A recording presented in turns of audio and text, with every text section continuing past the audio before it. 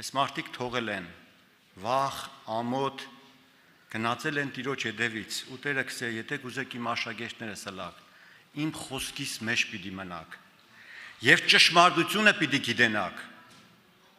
եւ այդ ճշմարտությունը ձեզի պիտի ազատե։ Եվ նայեք ինչ պատասխան կտան հավատացյալները, պատասխան տվին ուսին, մենք Աբրահամի սերունդ ենք,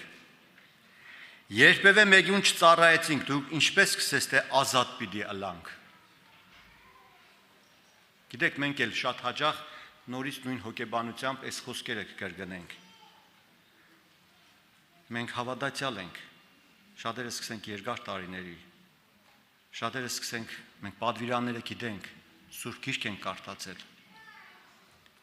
Հիսուս պատասխան տվավ անոնց, ճշմարիտ կսեմ, ամենը որ մեղք գործե անիկա մեղքի ծառա է։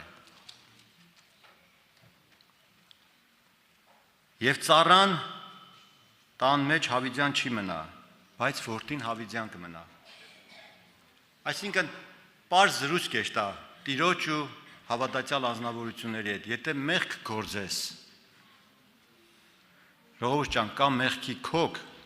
կամ մեղքի պտուղներ։ Մենք շատ հաճախ շատերս չունենք այդ հոգևոր վիճակը, որ արմատը տեսնենք։